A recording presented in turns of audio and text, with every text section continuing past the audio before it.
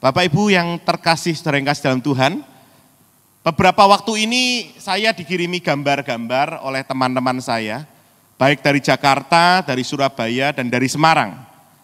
Gambarnya yaitu yang terjadi di mal-mal dewasa ini. Pameran handphone, pameran komputer, pameran-pameran elektronik. Yang saya lihat di situ tidak ada orang sama sekali. Di situ semua kosong. Jadi mal-mal sekarang ini mengalami penurunan pengunjung. Saya dikirimi tempat-tempat mal-mal cukup besar di Semarang. Saya dikirimi juga tempat-tempat mal-mal yang ada di Jakarta, pusat-pusat elektronik. Bahkan seorang teman di Jakarta katakan, dulu Pak, tempat ini bisa disewakan setahun 300 sampai 500 juta. Sekarang 100 juta aja sulit katanya. Bapak Ibu Saudara yang kasih dalam Tuhan, mungkin itu kita alami di Semarang juga. Kebetulan saya bekerja di Semarang gitu ya, ada mal-mal gitu. Setiap kali saya melihat teman-teman pengusaha ini mereka mengeluh. Mereka mengeluh dan mereka katakan berat. Beberapa waktu kemarin saya dan istri diberi kesempatan ada pergi gratis ke Lombok Bapak Ibu dengan teman-teman pengusaha komputer dari Solo. Kebetulan kami punya tempat usaha di Solo. Jadi mereka mengajak kami karena kami ikut pameran diajak gratis dari uang pameran-pameran itu ke Lombok. Mereka semua 65 orang semuanya mengeluh. Satu orang teman saya dari Jakarta saya telepon, dia usaha di bidang elektronik, dia sales. Sekarang kerjamu apa? Dia bilang, Pak, tempat brand ini tutup Pak. Loh, sekarang kamu kerjanya apa? Ternyata dia menjadi sopir Grab. Sekarang, ada seorang teman saya di sini, di Semarang, dia sales perusahaan cukup ternama di Indonesia, terkenal Bapak Ibu Saudara pasti tahu. Dia nyambi jadi Gojek Bapak Ibu yang kasih dalam Tuhan. Ini terjadi. Renal Kasali kalau Bapak Ibu Saudara pernah lihat di Kompas, dia membuat rumah perubahan. Dia punya satu tempat namanya rumah perubahan. Dia menulis, mungkin teman-teman yang suka baca, menulis tentang perubahan yang terjadi di dunia ini. Yaitu 3S dia tulis. Yang pertama yaitu sudden shift, kedua speed, yang ketiga surprise. Dia katakan bahwa saat-saat ini terjadi 3 hal ini di dunia. Dan bahkan dia katakan saat itu orang-orang katakan hari-hari ini sepi. Hari-hari ini mengalami penurunan penjualan. Tetapi dia katakan Zalora, Tokopedia, kemudian Bukalapak mengalami peningkatan yang luar biasa. Bahkan perusahaan-perusahaan pengiriman barang, JNE, JNT, Tiki itu mengambil satu pegawai-pegawai, bahkan dikatakan beberapa waktu lalu di media mengambil sampai 3.000, 4.000 orang untuk menjadi pekerja mereka. Ternyata di satu sisi mal-mal sepi, penurunan katanya ada penurunan penjualan. Tapi dalam satu sisi yang lain, terjadi peningkatan penjualan, bahkan dikatakan sampai bisa 3.000%. Ada yang ngomong sih, itu enggak sampai segitu Pak. Tapi intinya mengalami peningkatan yang luar biasa. Saya kaget juga, anak saya Vanuel, yang tadi jadi singer tadi, 1,5 bulan ini, dia ini mencoba untuk memfoto semua produk-produk yang kami punya gitu ya. Kemudian dimasukkan di Tokopedia Bapak Ibu. Saya sama istri kaget-kaget karena istri saya ini kan orangnya orang stabil gitu ya. Kalau dia jangan, enggak usah kamu masih sekolah gitu ya. Tapi kalau saya kan biasa, yuk terus nanti papa dorong gitu kan. Modelnya kita suami istri kan saling melengkapi gitu. Yang amin satu, amin. Iya, kemudian Vanuel ini buka akun di Tokopedia. Saya kaget, hari-hari ini penjualan semua menurun, termasuk usaha-usaha kami. cukup turun. Dari bulan Agustus, September, apalagi Oktober ini cukup turun. Tetapi dia bisa jualan sehari di Tokopedia itu 4 unit sampai 5 unit. Anak SMA kelas 1 bisa jualan harga barang dari 1 juta sampai 6 juta rupiah, bahkan kemarin 14 juta rupiah. Sampai mamanya kemarin khawatir, jangan pakai Gojek, mau diambil pakai Gojek saudara. Terus mamanya bilang sama sopir, bawa jadi dikirim dulu lewat Gojek tapi kosongan gitu. Kemudian Vanuel kirim sama sopirnya ke itu karena nilainya 14 juta lebih. Ini perubahan yang luar biasa. Saudara, jangan sampai kita mengeluh terhadap kondisi padahal ada satu opportunity yang lain. Ini terjadi. Kenapa? Karena saat-saat ini kalau kita belajar tentang generasi, ada orang yang katakan ada 3 generasi. Tapi kalau kita belajar ada 5 generasi yang ada saat ini di dunia. Ya, yang 60 ke belakang dikatakan baby boomer gitu Om Min ya. Kemudian ada generasi X, Y, Z atau milenial dan generasi Alpha ya. Kita ini hidup di generasi Z ke atas saudara. Jadi hidupnya di media, di gadget sudah berbeda. Ini terjadi perubahan yang luar biasa mendasar ada di dunia ini. Kalau kita tidak melihat opportunity yang ada, maka kita akan tergilas di dalamnya. Kemarin waktu hari Sabtu, karena istri saya dan sopir saya ngirim aksesoris ke Jose gitu ya. Saya pulang naik gokar saudara. Saya bilang sama istri saya naik gokar saja. Saya naik gokar sama anak saya. Sudah biasa dia naik gokar. Dia naik gokar, kami naik gokar berdua, ketemu dengan sopirnya ini saudara. Saya cerita sama dia cerita, Pak, saya punya mobil 2. Punya mobil 2 saudara. Yang satu 2 tahun yang lalu Pak, saya kredit. Bayarnya 4,8 juta per bulan. Sekarang baru 2 bulan saya ambil lagi 1 mobil. Per bulannya 5,1 juta. Uang mukanya cuma 10 juta. Loh kamu sehari bisa dapat berapa ini? Gokar ini? Minimal 500 Pak. 500.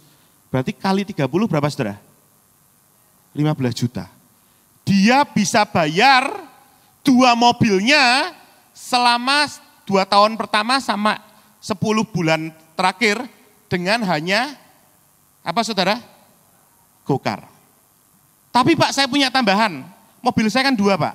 Yang saya pegang sendiri Pak. Sekarang saya enggak mau di luar kota. Luar kota biasanya kalau pinjam 350 Pak. Sekarang saya pegang sendiri. Yang satunya Pak, dia bilang gitu.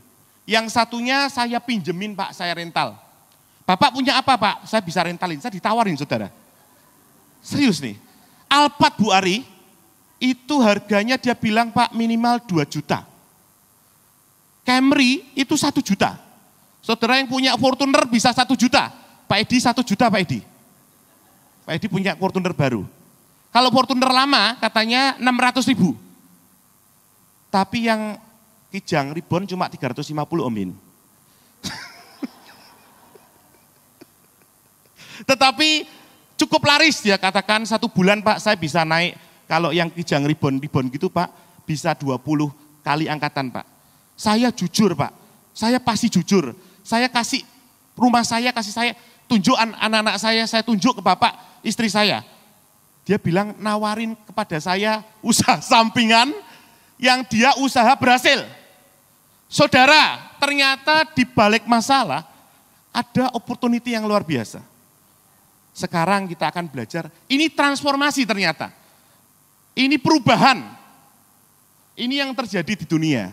Sekarang kita mau belajar, karena kita ada di gereja, kita belajar tentang apa yang Yesus lakukan, transformasi yang Yesus lakukan di firman Tuhan, dan apa sih yang kita harus lakukan pada hari-hari ini. Amin Bapak Ibu Saudara. Saudara rindu mengalami perubahan yang dari Tuhan, yang rindu boleh angkat tangan bersama dengan saya. Haleluya. Tolong PowerPoint-nya. Ya, saya berikan judul transformasi Yesus Kristus di bumi, saudara. Ya, saya ingat sekali waktu itu Om Hin pernah menyampaikan tentang arti kata transformasi buat kita semua. Tapi saya akan bacakan buat saudara, next tolong. Ya, transformasi itu, trans itu artinya pindah dari satu sisi ke sisi lainnya. Ya, cross itu. Atau beyond, melampaui. Kalau form itu bentuk. Jadi artinya perubahan bentuk yang lebih atau melampaui. Transmigrasi, pindah. Saya ingat sekali Om Min pernah katakan, pindah dari, contoh dari Jawa ke Kalimantan. Transmigrasi, pindah dari Pulau Jawa ke Pulau Kalimantan. Nah, kita akan belajar apa yang Tuhan nyatakan atau Alkitab lihat dari transformasi, saudara. Tolong next. Ya, saya tulis di situ buat saudara. Tapi saya minum dulu. Karena biasanya berdua, saudara. Wah, kalau sendirian gini kok rasanya ngelak ya, Yang ya. Ya, Tuhan Allah telah menetapkan dan membuat perencanaan yang sempurna. Seringkali kita mendengar bahwa Tuhan Yesus tidak berubah. Yes, yes, yes. Amin, saudara. Dia tidak berubah. Tetapi apa yang dilakukan Tuhan, rencana Tuhan, kemudian penetapan rencana mencapai tujuannya, itu berubah seiring waktu, saudara.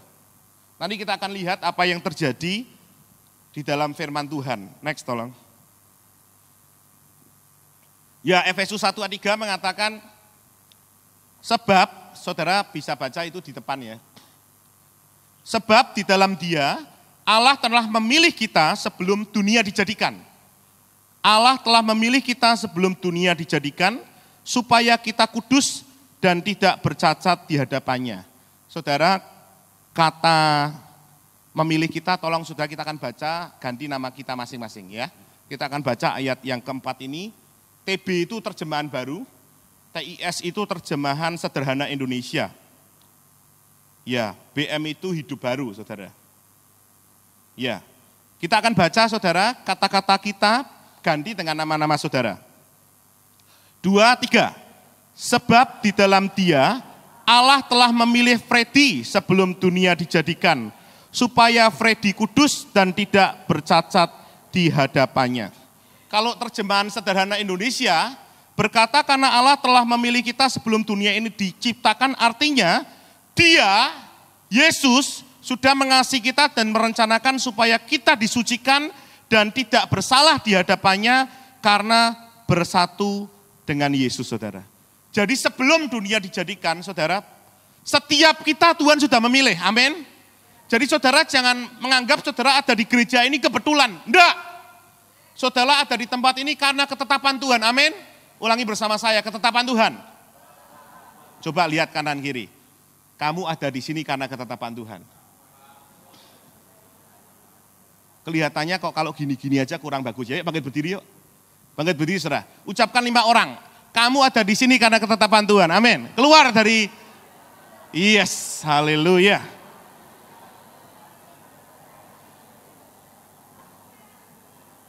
Ini dahsyatnya anak-anak Tuhan. Saya senang sekali melihat teman-teman ini. Antusias. Silakan duduk Bapak Ibu Saudara. Kalau saudara lihat di Yeremia pasal 1 ayat 5, firman Tuhan katakan, sebelum aku membentuk engkau dalam rahim ibumu, aku telah mengenal engkau, mengenal Freddy, dan sebelum Freddy keluar dari kandungan, aku telah menguduskan Freddy, firman Tuhan katakan, aku telah menetapkan Freddy menjadi nabi bagi bangsa-bangsa. Jadi setiap kita, firman Tuhan katakan, sudah dikenal Tuhan dan ditetapkan Tuhan. Sayang sekali banyak orang yang blur, yang bingung terhadap dirinya sendiri. Ketika ada masalah, dia bingung siapa aku Tuhan. Mengapa aku Tuhan ada di sini. Saya pernah katakan, lupa saya beberapa kali, saya pernah katakan, kita tidak bisa memilih di mana dengan siapa kita dilahirkan. Tetapi kita bisa memilih apa yang akan kita lakukan untuk masa depan kita.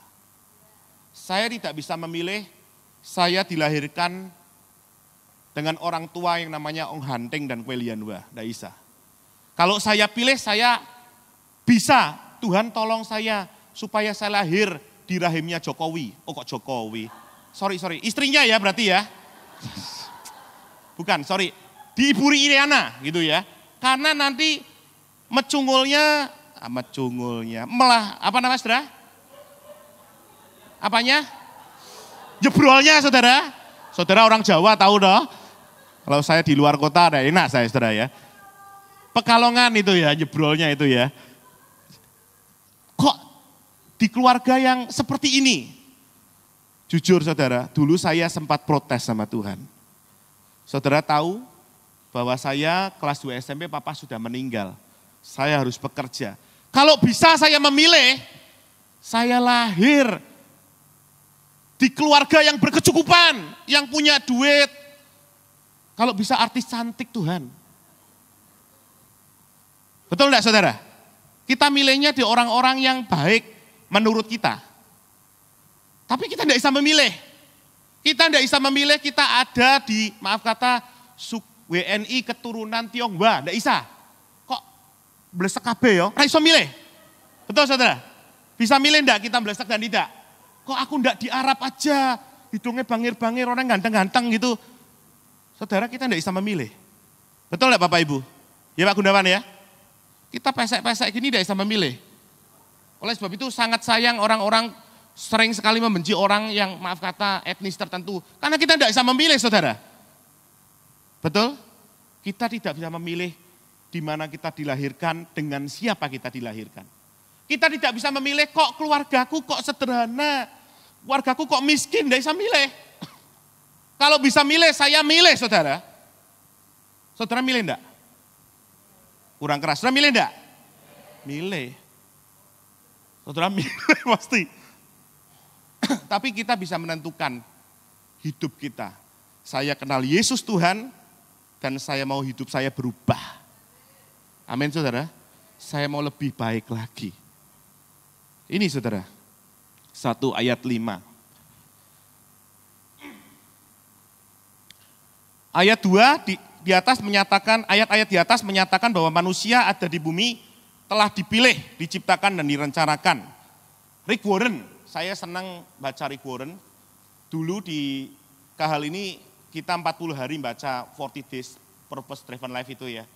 Itu bagus sekali. Rick Warren berkata gini saudara, jauh sebelum kita ada di dalam benak orang tua, kita telah ada dalam apa saudaraku? Pikiran Tuhan. Karena itulah Tuhan telah menciptakan kita dan ditempatkan di bumi.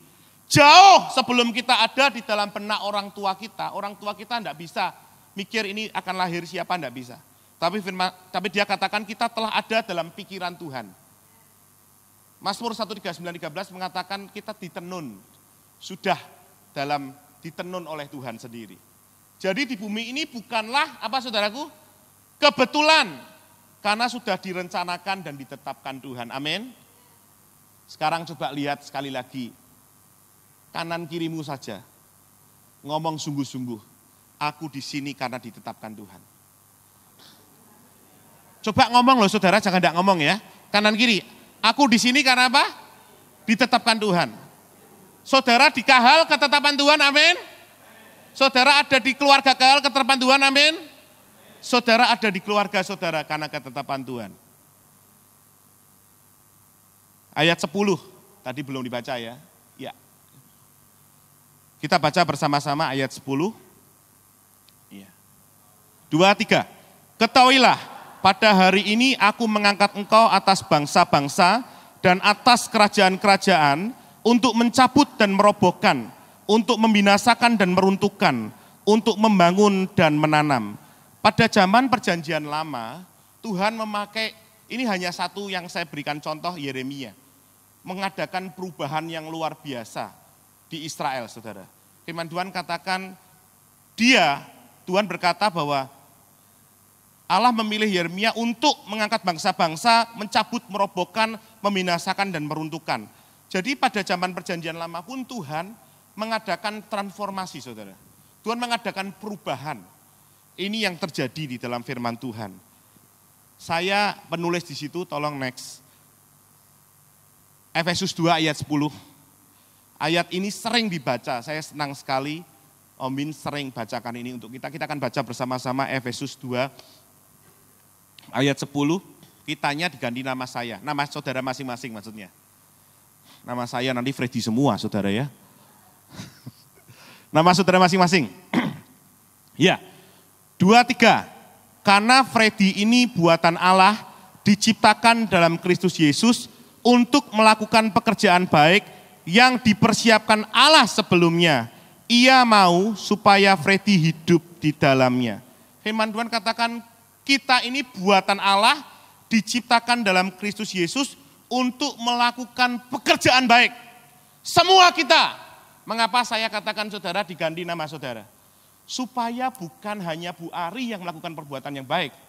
Supaya bukan hanya Pak Hani yang melakukan perbuatan baik. Supaya bukan hanya Elsia yang melakukan perbuatan yang baik. Supaya bukan hanya Yan yang melakukan perbuatan yang baik.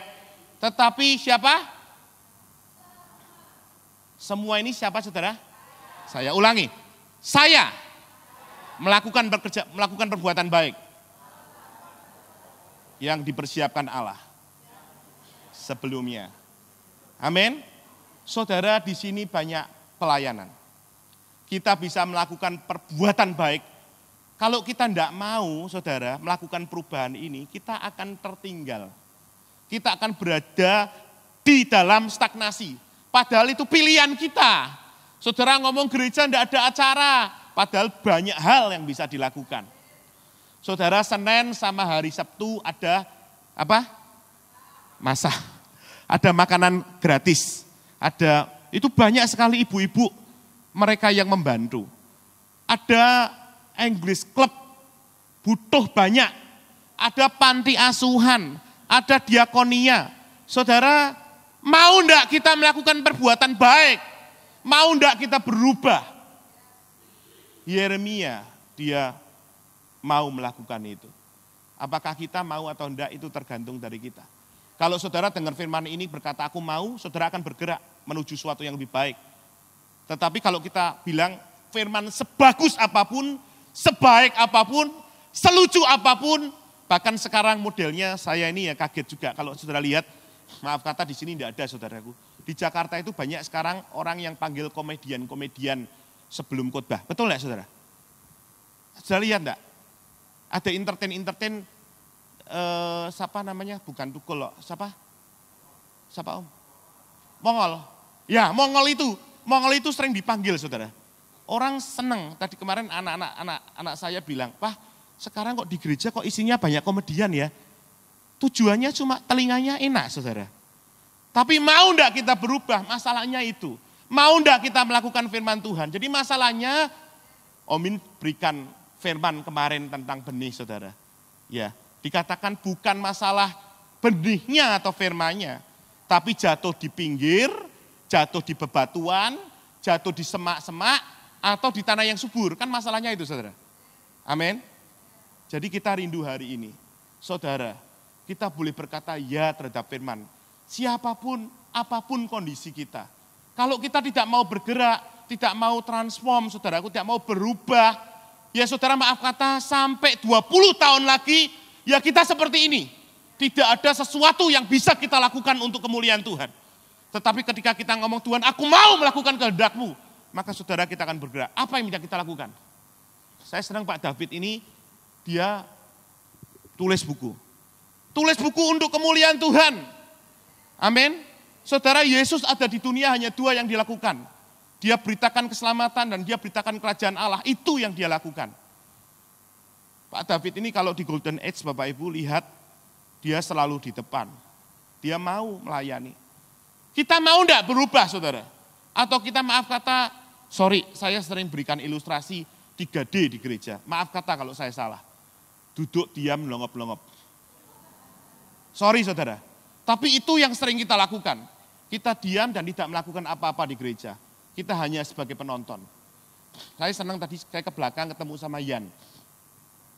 Saya ke belakang ketemu Yan, dia bilang, Fred, kapan gereja ini ada retreat? Loh Yan, setahun 2 tahun yang lalu sudah retreat, kok aku kurungu ya? Jujur, puji Tuhan ya, nah. Tapi dia rindu retreat loh. Om Min rindu retreat, Om Min. Yang tadi di belakang sudah ngomong, kenapa dia rindu retreat? Ingin melakukan kehendak Tuhan. Ingin berubah, amin ya. Dia bilang, aku mau ikut, aku mau ikut. Saya kaget kok Ian bisa ngomong gitu ya. Ini Roh Kudus yang lawat ya tadi Ian ya. Jadi ini yang terjadi. Ya Esa ya, untuk kemuliaan Tuhan, kanan kiri kita banyak. Kita berubah untuk kemuliaannya. Next saudara.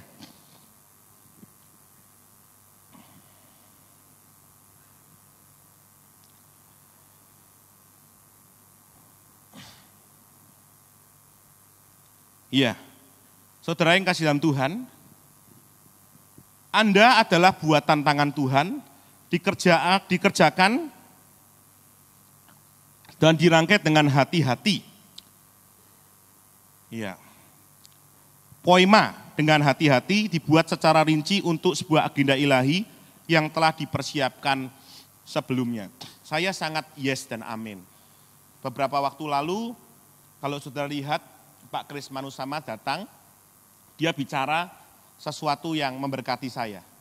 Saya juga tadi sangat diberkati, saya muji Tuhan. Terima kasih worship leader, singer, pemimpin pujian ya, musik, sound system multimedia.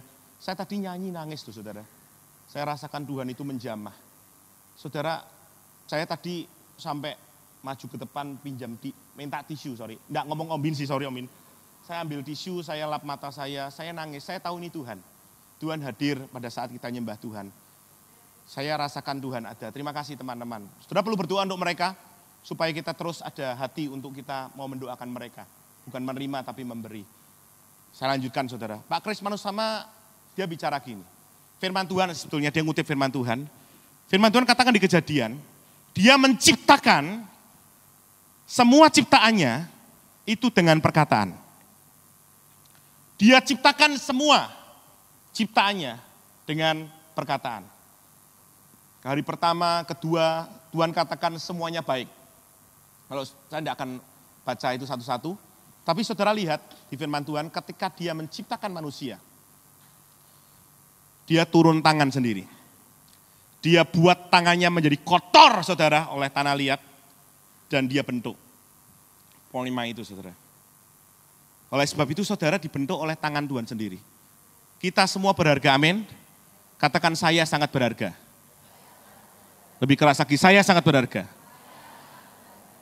Dibentuk oleh Tuhan sendiri. Saudara, ciptaan lain, Tuhan menciptakan terang, cakrawala, binatang, tumbuhan, semuanya dengan perkataan. Tetapi ketika dia menciptakan manusia, dia ciptakan kita saudara, dia turun tangan, dia bekerja, dia rela dikotori tangannya untuk membentuk siapa? Kita, saudaraku yang terkasih dalam Tuhan. Jadi sangat salah apabila kita tidak melakukan sesuatu untuk pekerjaannya. Karena kita diciptakan segambar dan serupa dengan Allah. Amin. Ini harus menjadi dasar kita untuk kita bersama-sama. Ya, ini apa yang Yesus lakukan selama dia 3,5 tahun ada di bumi ini saudara. Segala sesuatu telah berubah dan terus berubah kecuali Tuhan Yesus dan firman-Nya yang tidak berubah. Walaupun Tuhan Yesus tidak berubah, namun ia adalah pelaku perubahan dalam pelayanan. Saudara, itu saya catat cuma 2, apa yang dia lakukan perubahan yang ada di dunia ini. Yang pertama, ketika dia ada di dunia tentang hukum Taurat, saudara. Dia ubah pertama hari Sabat. Saudara coba kita buka, ini yang Yesus lakukan. Dia merubah paradigma manusia, terutama ahli Taurat dan orang Saduki, dan banyak orang terhadap apa yang ada di dunia ketika dia ada, saudara. Yang pertama, hari Sabat, saudara. Coba kita lihat di dalam Lukas 13, ayat 10 sampai 17.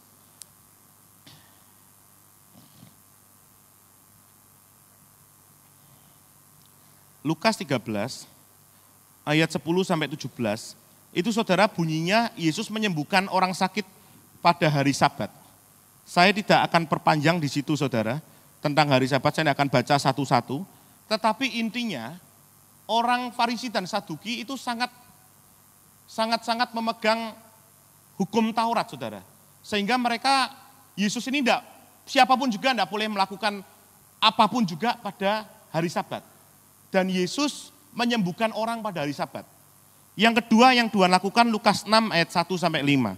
Saudara bisa catat saja, Lukas 6 ayat 1 sampai 5. Saya akan bacakan buat Bapak Ibu. Atau satu orang bisa bacakan bantu saya? Supaya saya bisa ambekan sidik, saudara.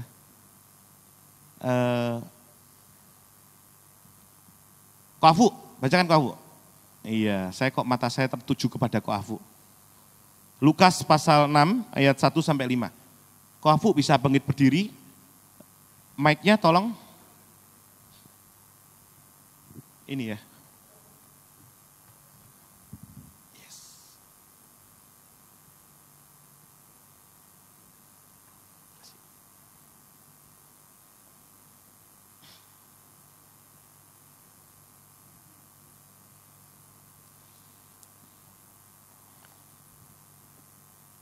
Lukas pasal 6 ayat 1 sampai 5.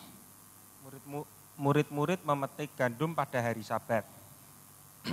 Pada suatu hari Sabat, ketika Yesus berjalan di ladang gandum, murid-muridnya memetik bulir gandum dan memakannya, sementara mereka menggisarnya dengan tangannya.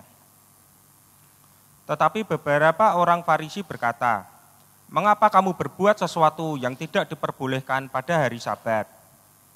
Lalu Yesus menjawab mereka, "Tidakkah kamu baca apa yang dilakukan oleh Daud ketika ia dan mereka yang mengikutinya lapar? Bagaimana ia masuk ke dalam rumah Allah dan mengambil roti sajian, lalu memakannya dan memberikannya kepada pengikut-pengikutnya, padahal roti itu tidak boleh dimakan kecuali oleh imam-imam." Iya, kelima. Kata Yesus lagi kepada mereka, "Anak manusia adalah Tuhan atas hari Sabat." Iya, makasih Pak. Bapak Ibu, nanti kalau untuk yang hari Sabat, nanti Om In mungkin bisa menerangkan lebih lanjut pada hari yang lain ya. Cuman saudara, Yesus mengadakan transformasi. Dulu, firman Tuhan katakan orang Farisi dan Saduki itu berpegang kepada ini. Tidak boleh melakukan apapun juga.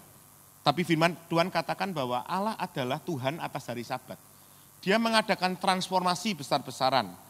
Yang kedua saudara, yaitu kerajaan Israel menjadi kerajaan surga. Saudara kita buka di dalam Yohanes 6 ayat 1 sampai 15. Yohanes 6 ayat 1 sampai 15. Tolong Koafu bisa baca aja yang 14-15 Koafu. Kalau saudara lihat itu tentang Tuhan memberi makan 5 roti dan 2 ikan. Tapi kita baca 14-15 saja. Silakan Koafu. Ketika orang-orang itu melihat mukjizat yang telah diadakannya, mereka berkata, "Dia ini adalah benar-benar nabi yang akan datang ke dalam dunia."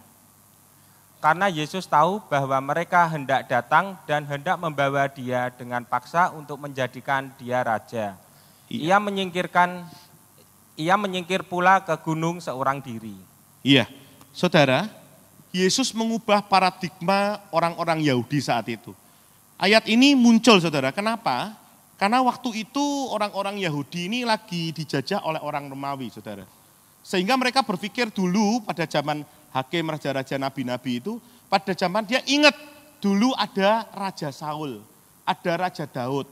Mereka berpikir enak ya kita ini punya raja. Jadi mereka berpikir secara jasmani, Yesus itu akan jadikan raja secara fisik saudara. Padahal mereka tidak tahu Yesus ini akan menjadi raja bukan di situ, tapi kerajaan Allah yang luar biasa. Tapi Tuhan mengadakan transformasi yang luar biasa. Saudara, dia tidak tunduk kepada orang-orang Yahudi yang mau ngangkat dia jadi raja. Bisa enggak dia jadi raja sebetulnya? Sangat bisa. Dia bisa mengadakan mujizat-mujizat yang luar biasa. Bahkan yang lebih luar biasa lagi. Sangat bisa. Tetapi yang dia lakukan, dia merubah paradigma daripada orang-orang Yahudi yang ada saat itu. Bukan kerajaan yang ada di bumi, tapi kerajaan surga yang Tuhan maksud, yaitu kerajaan Allah. Bapak Ibu, Yesus hanya memikirkan kerajaan Allah atau kerajaan surga yang di surga, bukan yang ada di bumi. Berapa banyak kadang-kadang kita seperti orang-orang Yahudi yang mikirnya hal-hal yang jasmani.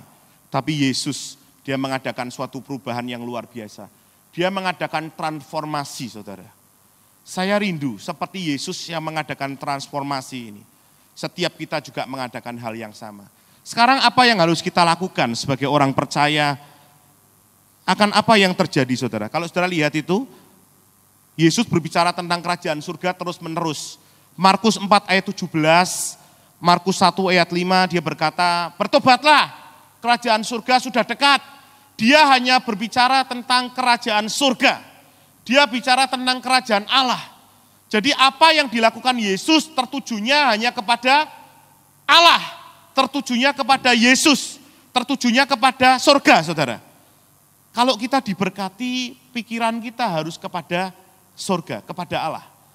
Kita diberkati, Tuhan memberkati kita dengan materi hanya tertuju kepada Allah. Dan kita rindu ini terjadi bagi jemaat di tempat ini terus menerus. Terus terang, kita bersyukur berulang kali hamba-hamba Tuhan di sini menyatakan bahwa banyak sekali teman-teman yang punya hati kemurahan, tujuannya untuk kerajaan Allah. Lakukan bagian kita. Dan jangan berpikir ini kan hanya untuk si A. Enggak, saudara. Ini untuk kita. Semua untuk melakukan perubahan yang tertuju kepada kerajaan Allah. Ya, di PowerPoint ada. Sebab, kalau saudara lihat Kisah Rasul pasal 1 ayat 6 dan 7, saudara catat saja. Sebab selama 40 hari ia berulang-ulang menampakkan diri dan berbicara kepada mereka tentang kerajaan Allah. Jadi yang Yesus lakukan hanya tertuju kepada kerajaan Allah. Selama 40 hari ia berulang-ulang menampakkan diri setelah dia bangkit, saudara. Yang Yesus katakan hanya menyangkut kerajaan Allah. Ulangi bersama saya, kerajaan Allah. Dia tidak membicarakan yang lain. Yesus bicarakan tentang kerajaan Allah. Maka bertanyalah mereka yang berkumpul di situ, Tuhan maukah engkau pada masa ini memulihkan kerajaan bagi Israel? Orang-orang Yahudi masih berpikir Yesus ini memulihkan kerajaan Israel. Dulu luar biasa. Zaman dulu Tuhan Daud dahsyat. Saul diberkati. Itu yang mereka pikirkan. Tetapi Yesus memikirkan, coba jawabnya. Engkau tidak perlu mengetahui masa dan waktu yang ditetapkan. Bapa sendiri menurut kuasanya. Saudara, dia memikirkan hanya kerajaan Allah. Iya. Lukas 4 ayat 43. Lukas 4 ayat 43, saudara. Yuk kita akan baca sama-sama. Lukas 4 ayat 43. Ya, kita baca 1, 2, 3. Tetapi ia berkata kepada mereka, juga di kota-kota lain aku harus memberitakan Injil kerajaan Allah, sebab itulah aku diutus. Bapak Ibu dimanapun kita berada, biar kerajaan Allah terus kita beritakan. Saya bersyukur Pak Aris Bukori ini kan setiap hari sama Pak Edi, Bu Esther ini setiap hari mereka bersama, kita ada pegawai-pegawai, setiap hari mereka berdoa, saudara. Mereka tidak Kristen semua, mereka berdoa. Dan suatu saat saya tahu mereka selalu punya titik api, titik doa.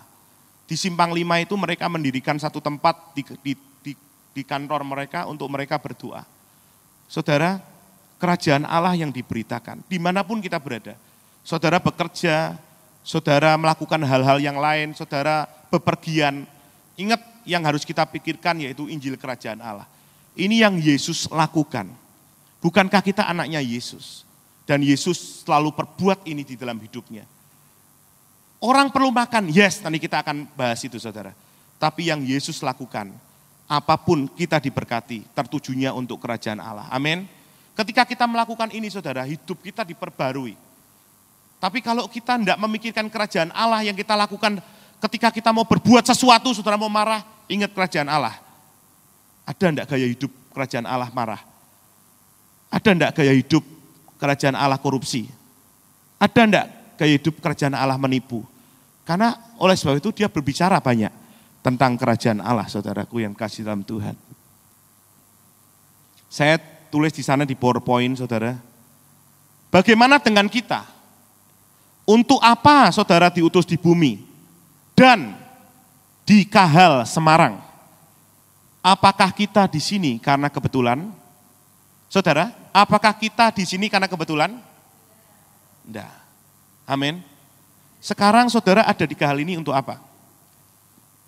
Tadi saya katakan apakah kita hanya sebagai penonton? Atau saudara mau berubah supaya hidup kita boleh diperkenan oleh Tuhan dan layak di kerajaan Allah nanti. Ini di luar ini saudara. Mungkin bisa diterangkan Om Bin lebih detail lagi. Di surga nanti Paulus pernah diberi penglihatan. Dia diangkat di surga tingkat berapa saudara? Halo? 3. Ternyata surga itu ada tingkatannya ya Om Bin ya. Ada tingkatannya saudara. Ada tingkatannya. Dan firman Tuhan katakan Paulus diangkat di surga tingkat yang ketiga.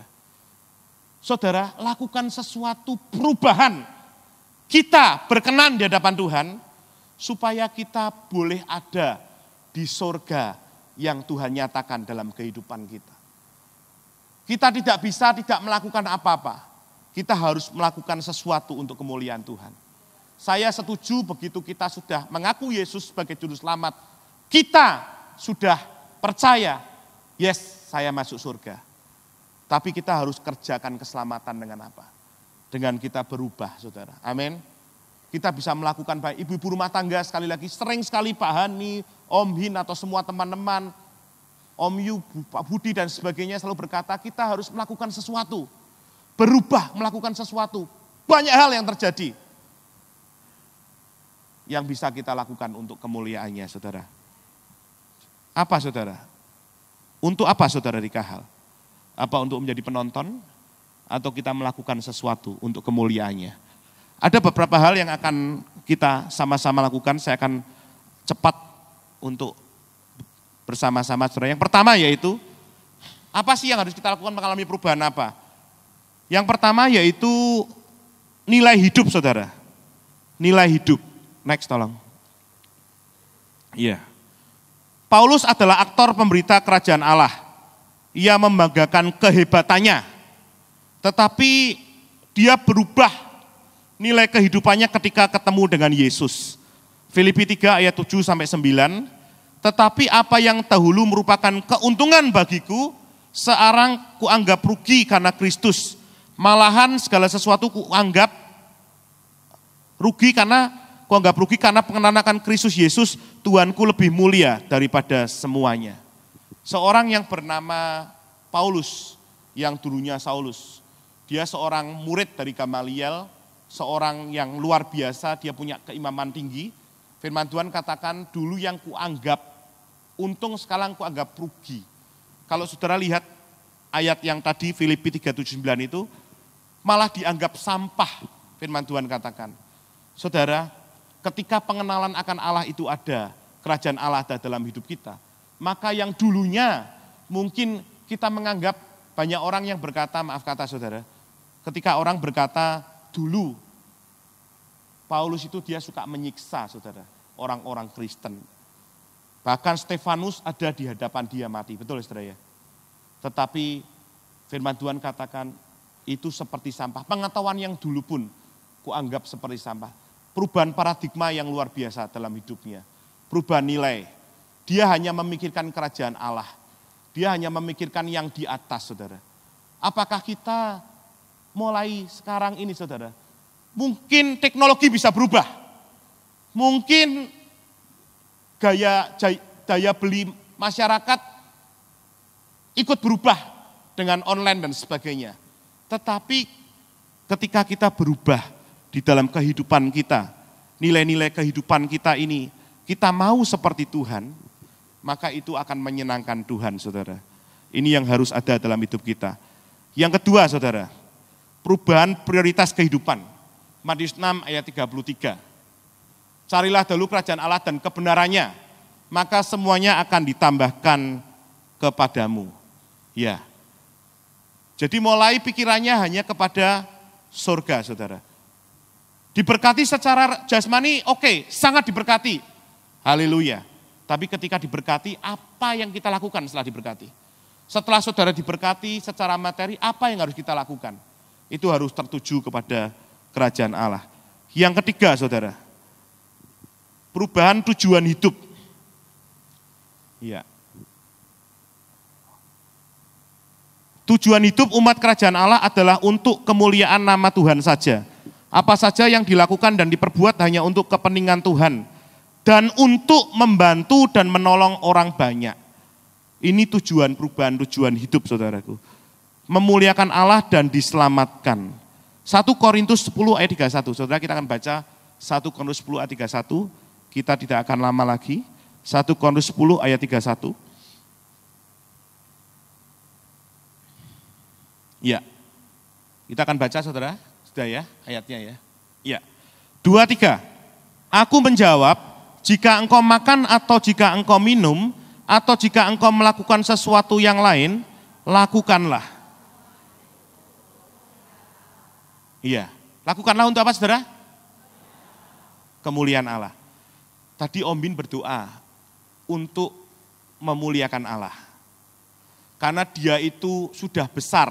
Bukan dia kecil, kemudian sepertinya kecil, tapi apa tadi Om? Kecil dibesar-besarkan, tapi dia besar. Amin, saudara. Itu yang harus jadi tujuan hidup kita, perubahan tujuan hidup.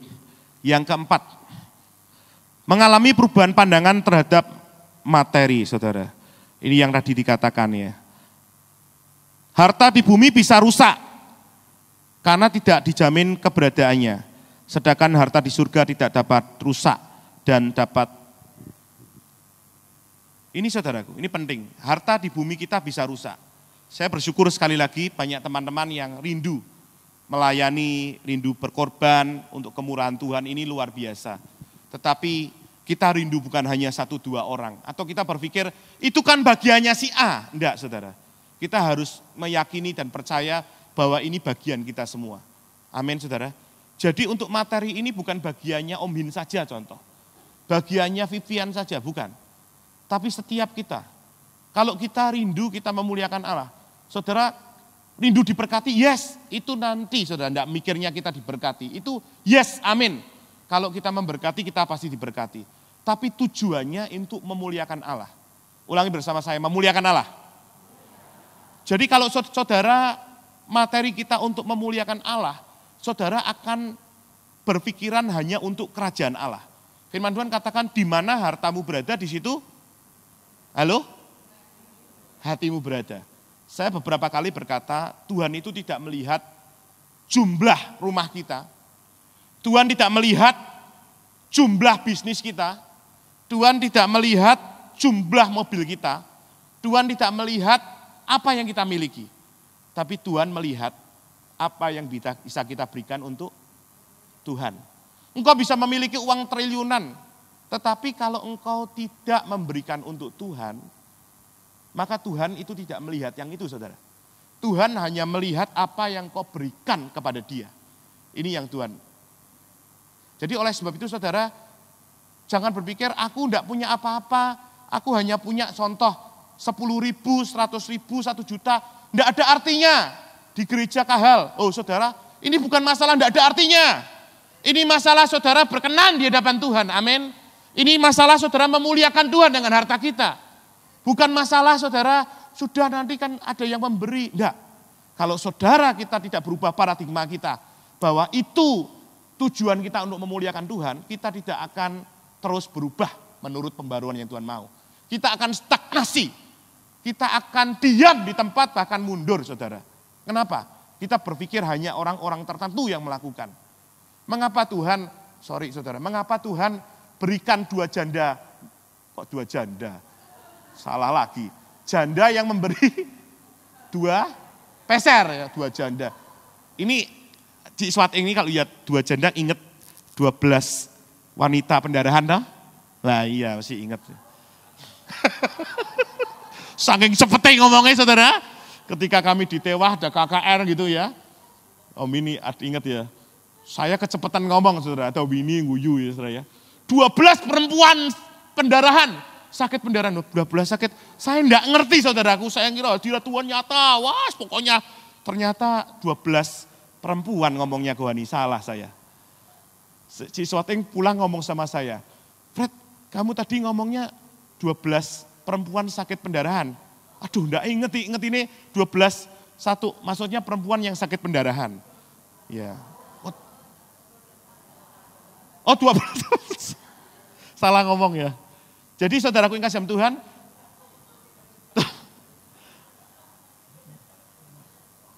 Tuhan tidak melihat berapapun yang kita berikan. Tapi apa saudara? Engkau mau berikan itu untuk kemuliaan Tuhan. Amin. Tuhan tidak lihat nilainya. Om Yu pernah nyatakan di sini ya, memberitakan tentang perpuluhan dan sebagainya. Mari saudara, jangan berpikir orang lain. Tapi berpikir aku melakukan ini untuk kemuliaannya. Bukan untuk yang lain. Bukan sekali lagi untuk Om Hin. Bukan untuk siapapun.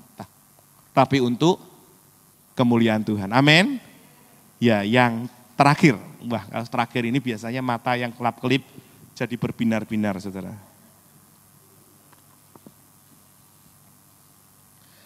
Yang terakhir, mengalami pembaruan karakter dan perilaku. Wah, luar biasa ini.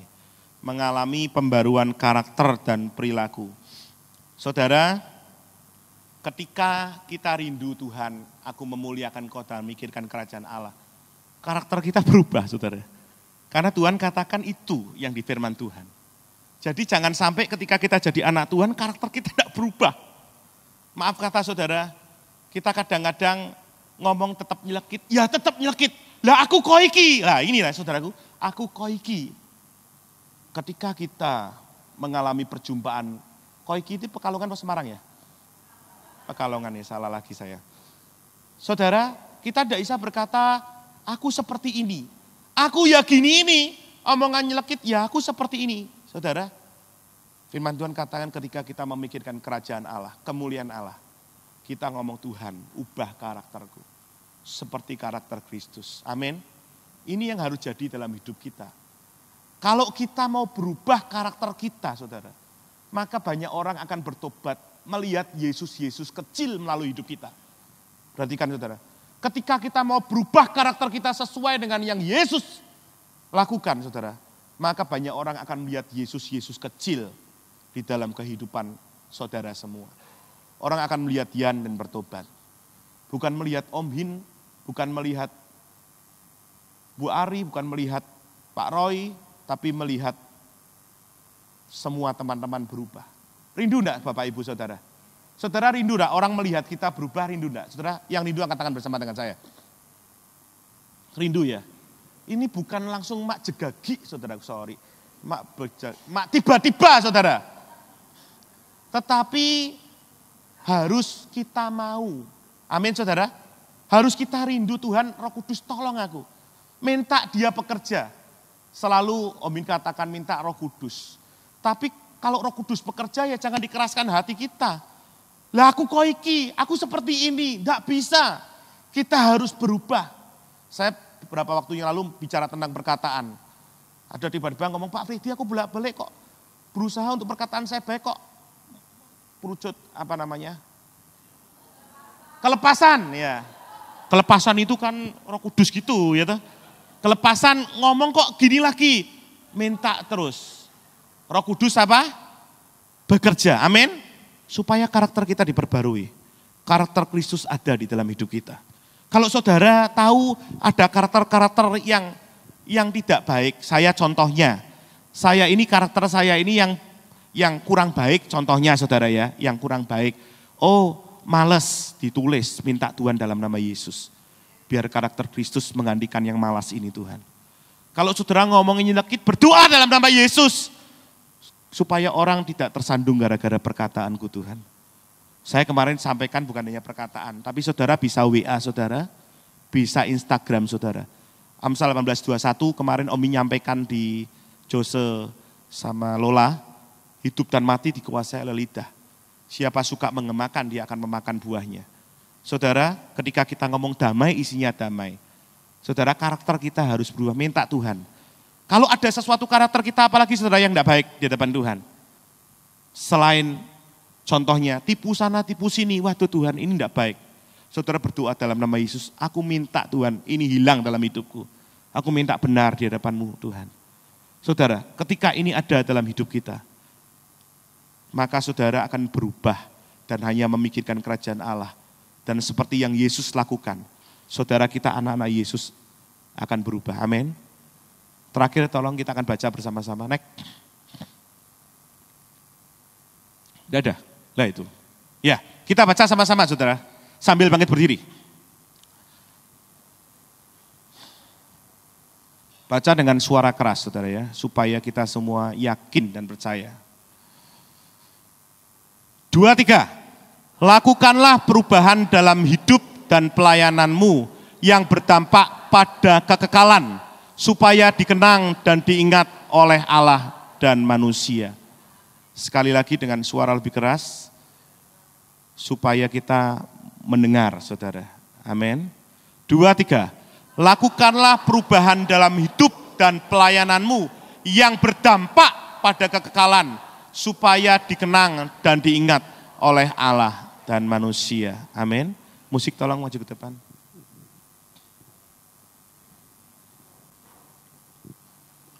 Saudara, saya rindu setiap kali kita sebelum menyelesaikan, saudara tetap bangkit berdiri. Kita akan ambil komitmen. Tuhan, aku mau berubah sesuatu yang mengandung kekekalan Tuhan, yang memikirkan kerajaan Allah, yang memikirkan hal-hal surgawi, yang memikirkan tentang hal-hal yang di dalam Yesus saja. Biar itu yang ada di dalam hidup kita.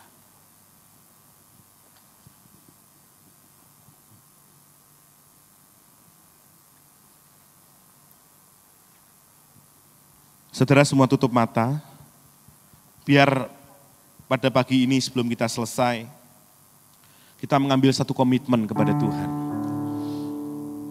Aku rindu Tuhan, seperti Engkau mengadakan transformasi besar-besaran yang ada di firman-Mu. Dan kami rindu Tuhan, kami juga berubah sesuai dengan apa yang Tuhan mau. Kami rindu menyenangkan Engkau dan hanya memikirkan kerajaan Allah dan untuk kemuliaan-Mu. Saudara yang rindu memikirkan kerajaan Allah, hal-hal yang mengandung kekekalan dan surgawi, bersama-sama saya angkat tangan kananmu bersama-sama. Saudara jangan lihat ke kanan atau ke kiri. Kerajaan-Mu, biar hatimu dari hati kita. Amin.